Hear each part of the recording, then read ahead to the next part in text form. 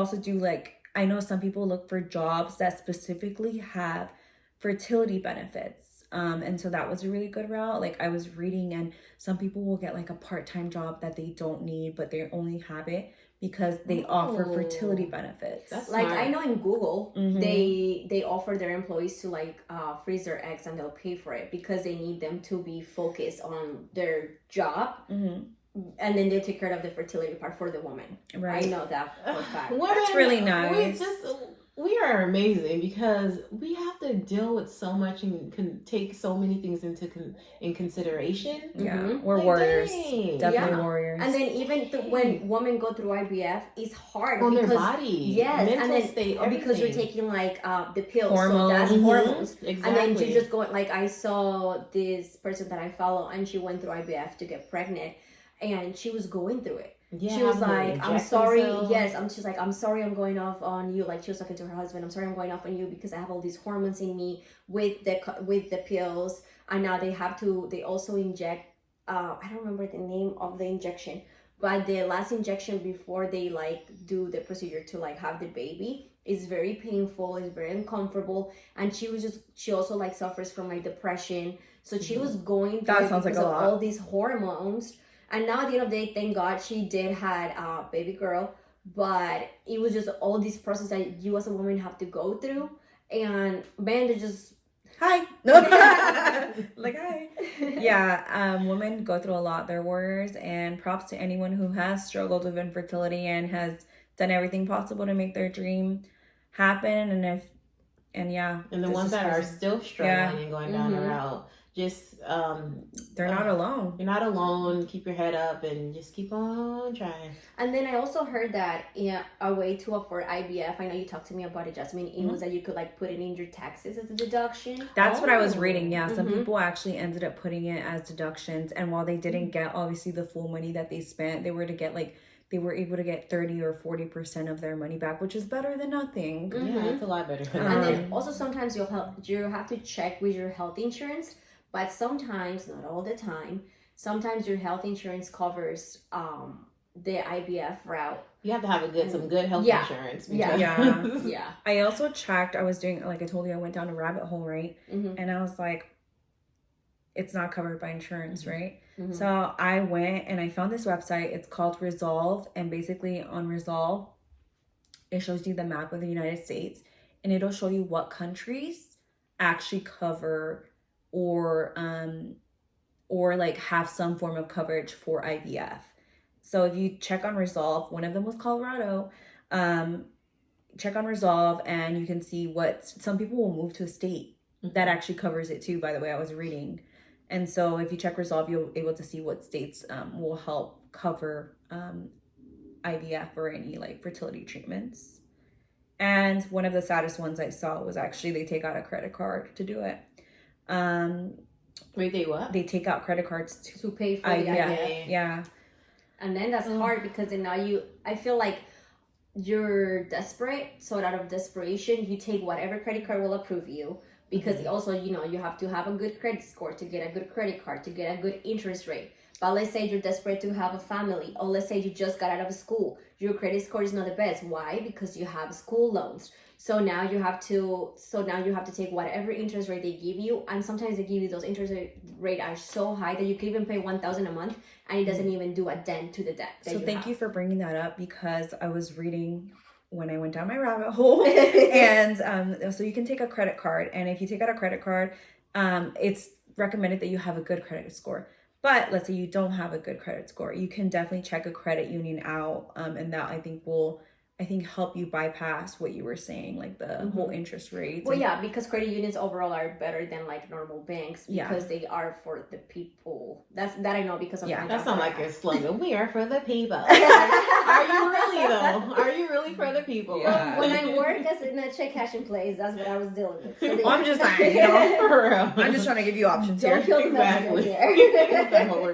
Who are you selling for? But like Linda said, this option is definitely a privilege. First of all, you have to have the money and the time commitment, because if you think about it, all these injections, all these appointments you have to go to even see if you are going to have a baby, or if you're pregnant, or if you conceived, you gotta have money to be able to take time off of work to Mhm. go to your appointments to And see. And you have to have a good job that understands those type of things, because sometimes even when I was pregnant, it was like I had to go monthly, and I had to make it work on days that I would be off to go to these appointments, because sometimes they're like, well, there's no one to cover your shift. Mhm. Well, you should have let us know a long time ago. And I'm like, well, they just told me that they have this availability right now. Like, it was not like I planned. Yeah. But yeah, so definitely have like a flexible job to get all these procedures done. Terrible. So terrible. And it is also important to, even if you're not, in a sense, just like if you want to know your, like how many eggs that you have or that you're releasing every month, it's important to get like a preconception check, and it'll literally tell you, like, ask your doctor. Your doctor can send you to a freaking gynecologist, and they can kind of, our fertility doctor itself, and they can let you know, so you can know now, and instead of just waiting, just or assuming. finding out and be like, oh shoot, I can't have a baby. Mhm. What? Mm-hmm. Yeah, especially if you're someone who's basically, what's it called, have irregular periods monthly and everything. It's important to just understand what's going on. So this episode really scared me.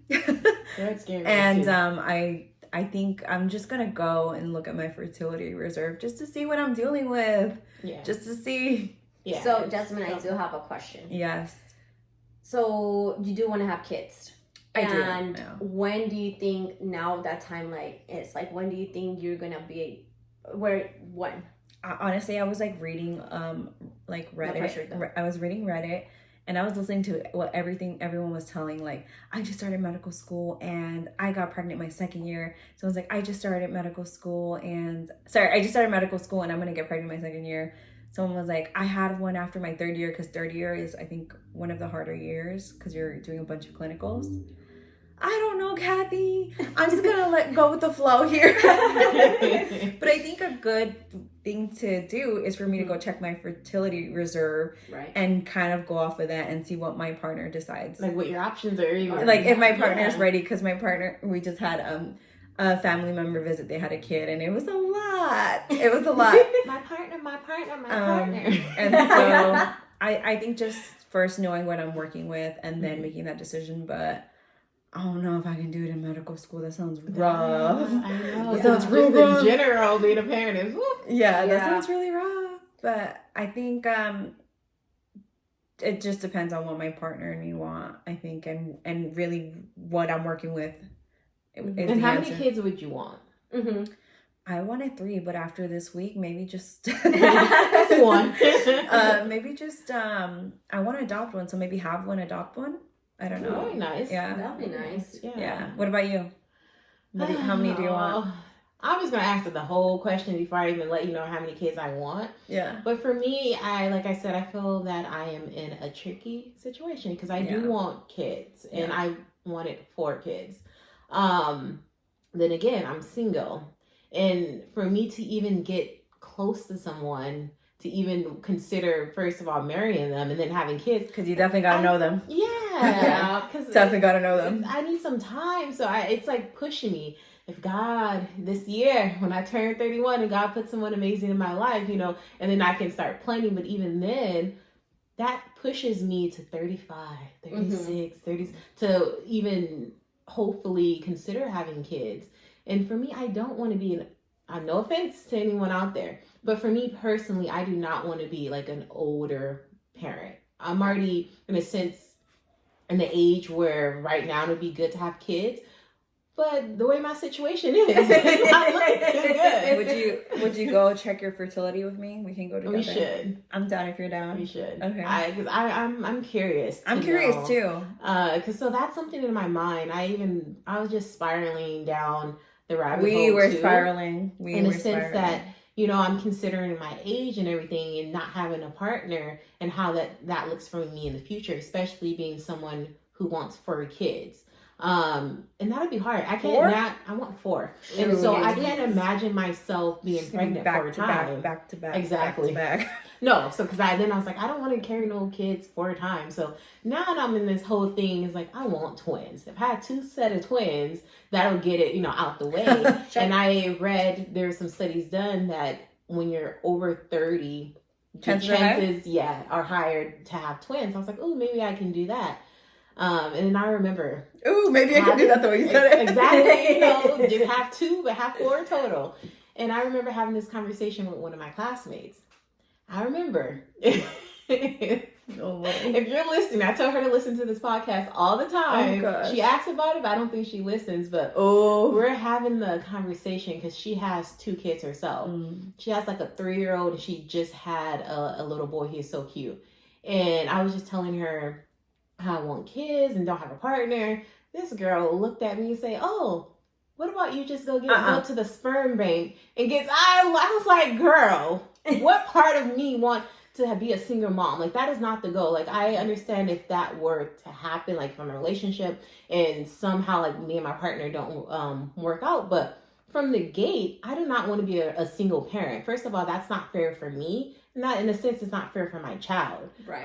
It's like that's not the goal for me to be a dang single parent. It's hard. It's hard. so I give hard. single parents props Props, because guys. it's hard to raise a kid, but I can't believe she told me. You're like, so you want me to choose that life? Exactly, pretty much. She was like, well, you're saying you don't have a partner and you really want kids. You have other options. I mean, I'll tell you this. That is a valid option for somebody who does not care at any like expense. Like, hey, really I'm not having a partner. I can't find a good partner. They all suck. Whatever the reason is. And yeah, I've seen people do that. But it's hard. For them. But I don't want that for my life. But you gotta be financially stable to do that. You gotta be like super stable to do that. Yeah. If I do that, it just be me and my kid. Yeah, because it's hard to be a single parent. Yeah. Mm-hmm. So I was like, I didn't want that for myself. So I'm looking at the other option. That's what I'm saying. Twins. Question. Husband. I'm still thinking so far ahead, and but. All right, let's say you're getting up there, and you don't find that partner. What about then?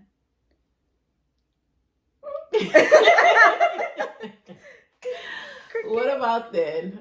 I'll find me a good man that I was like, hey, do you want to go half on the baby? Half and half. Have visitation. Yeah. How does that sound? I don't know, because I do want to be a mom. I feel like that's one thing that does like excite me to be a parent. Because I just really want kids. Yeah. But then these men out here, it's been a little tricky, difficult. So to answer your question, I don't know. Maybe I consider it. If anything, I won't go to the sperm bank. I'm not going to no damn sperm bank. Or maybe I could. Nah. I'll find someone that has a good head on their I heard they gotta be educated. I heard they have a lot of standards for them. But then again, I've seen some documentaries where I was like, whoa. Right, what do you mean? Like documentaries how there was this one guy who donated to the sperm bank, and he had like 100 or maybe 1,000 kids that he kept donating. Oh, yeah. Because for men, it's so easy just for them to give sperm. And I think sperm is cheap and everything. And that's one thing that I also sperm remember. Is cheap. It is. I think it's only like $400 or something like that. And there's another thing that I was doing research and we talked about it, that some women, because they're desperate of like getting their eggs freeze, or they do like an exchange when they donate their egg. Oh, I forgot about that. Yeah. Like where they donate their eggs, and then in exchange for them to like freeze their eggs. That's another option. But then it's kind of like, well, what happened if I just donate my good egg and you're keeping the bad egg? You know what I'm saying? Yeah. So because women's like when you donate an egg, you get paid really well. Mm-hmm. Yeah. Well, because I mean we're limited here, right? You know, right. Hey, limited resources over here. I tend to spiral, and I'm gonna spiral for 1 second. Hit it. Did you guys ever seen that one, the Netflix documentary called like Our Father? Or something like that? Yeah. Oh, it's crazy. That was crazy. No, Kathy? No. What is it about? Super good. You need to watch it. This doctor that worked at a fertility clinic who helped get women pregnant. He helped give them many. Oh, I remember hearing about it. Hundreds Yes. Hundreds. He has Yeah. like hundreds like kids out there. And his sperm This is was within sad, his too. It's so sad. So the women were thinking that they were using their husband's sperm to impregnate them. No, the whole time that doctor was giving the patient his sperm. And he had a bunch of health problems. So you have a bunch of kids and everything being born, and they all have the same health problems, and it was because of him. And the reason why this all came out is because one of the DNA kids, stuff? they wanted to know who their sperm donor was, and basically just like their family tree. And it was just like a bunch of connections everywhere. That's right, because sometimes if someone doesn't have a partner, right, they can also choose a sperm donor. And so that person didn't have a father, they had a sperm donor, and so they did like an ancestry thing, right? Is that right? Ancestry thing, and then when they looked, the tree was huge. It was huge. Everybody just ding ding, like the tree was huge, and then true story. the siblings started reaching out to each other, and then boom. And they all had the same type of diseases and health problems and everything. And it came come to find out there was like a whole community of it. Wasn't just him, that doctor, but it was everyone. They called it God. You know, people always try to connect it like evil way of saying if he was doing God's purpose and everything. Of That him is like gross. that is right. reproducing That and is stuff. right. That So is right. there was like other people within, in a sense, a cult that was doing the same thing. Yeah, I'm like, how are you over there giving out your unhealthy sperm? Sad Right, if you and think charging about for it. And not only that, but like as the woman, like I could imagine how you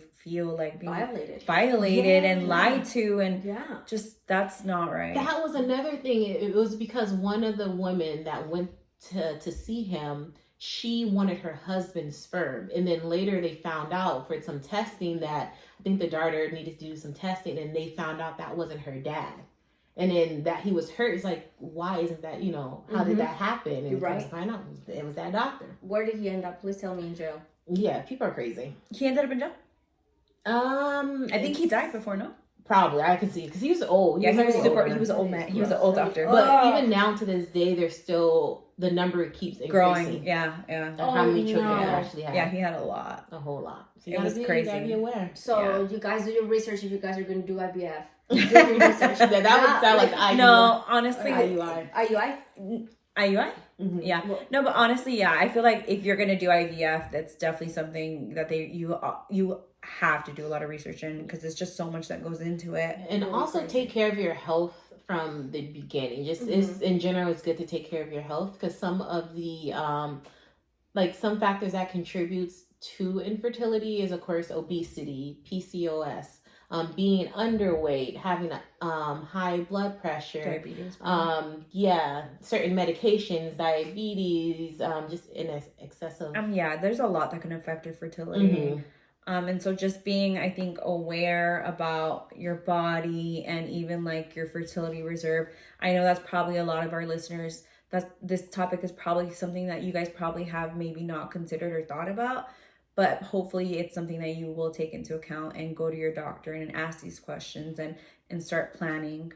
Yeah, because Kathy, I don't know if you said it in the beginning of the episode of how infertility rates are increasing. Okay, they're increasing. It's crazy. The value the value a while ago was what? It was 1 out of 8. And now it's 1 out of 5 in the United States, and then 1 out of 6 worldwide.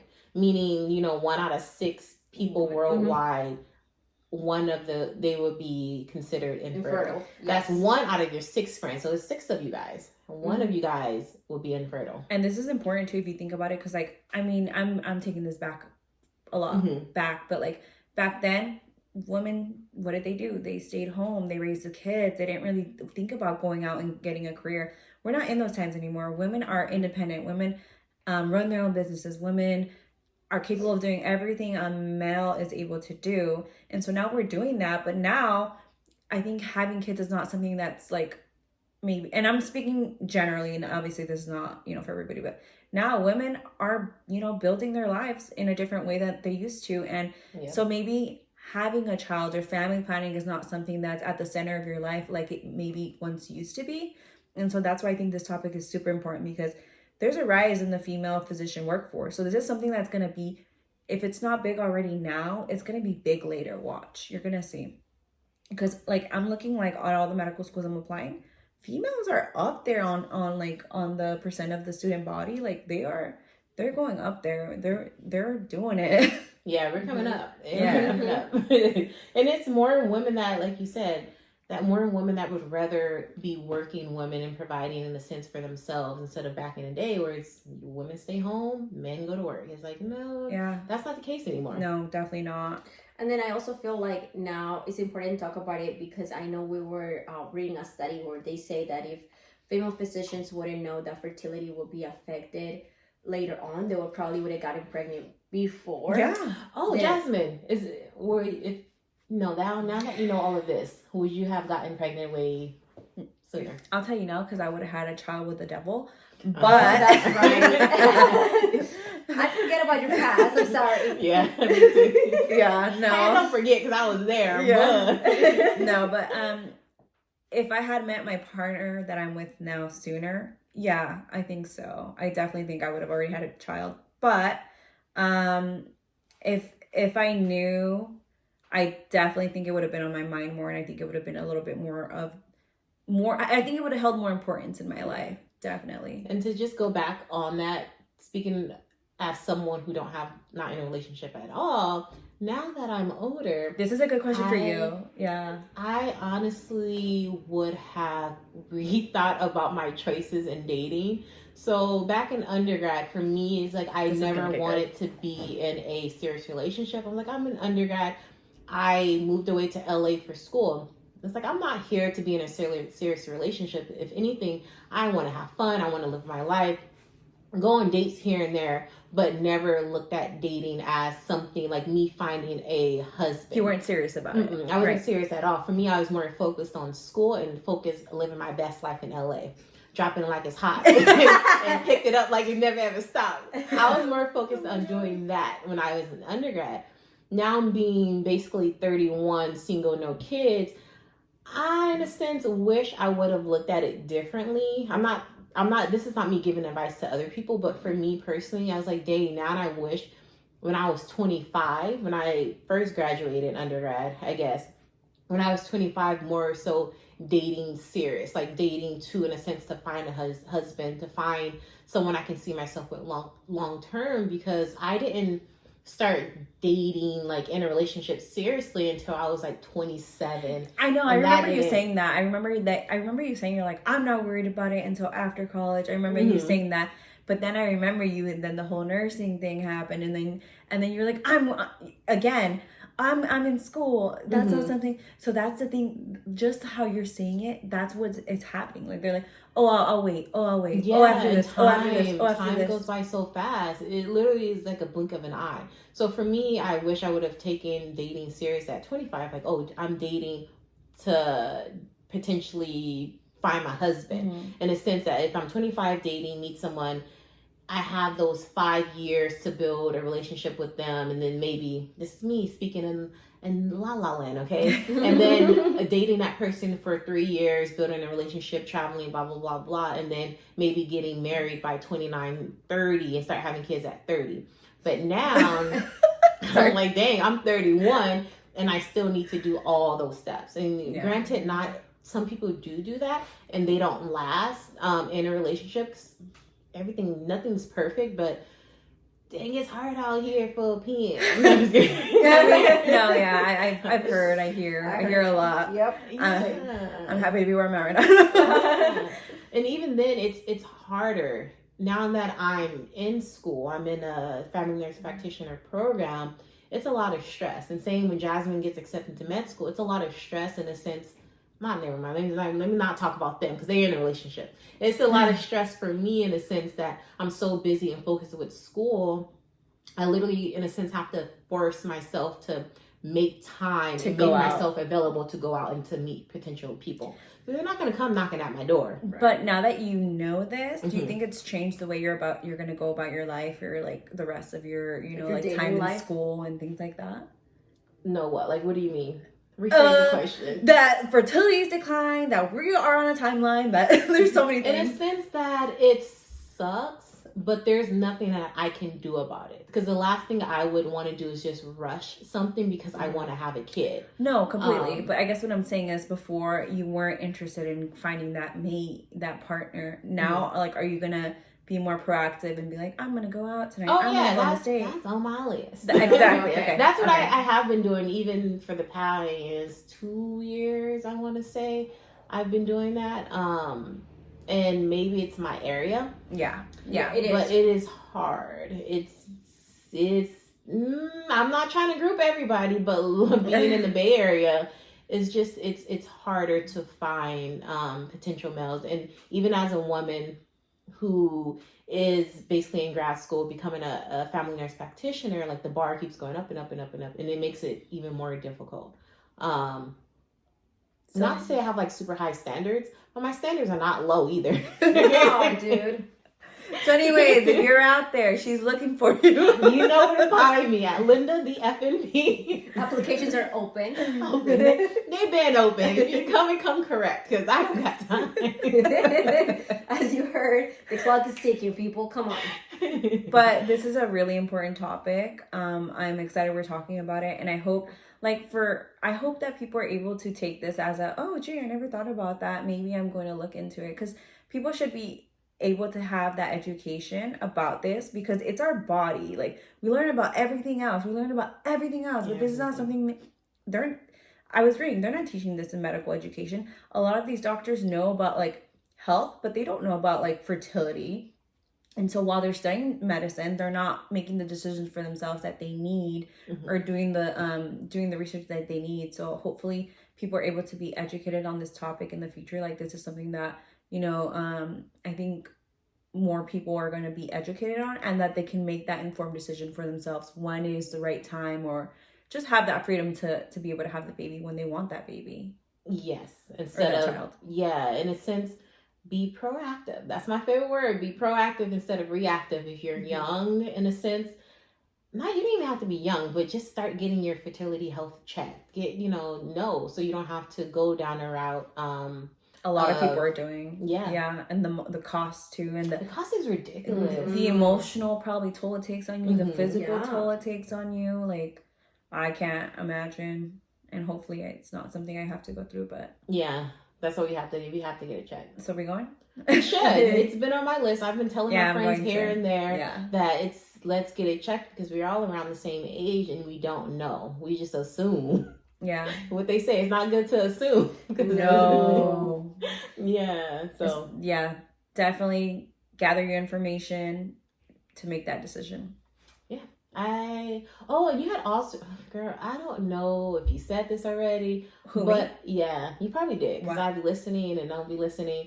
But I know you also mentioned, because in medical school, it's just a lot of work that now some medical schools will freeze the med students' eggs or something like that. Yeah, so I heard about that. Okay, so the reason why that a friend told me about that, so I don't even want to say. Okay, so basically I heard that since since fertility rates are going down, especially for female physicians, I heard that they are offering discounts for female physicians or female medical students, or people who are trying to have babies.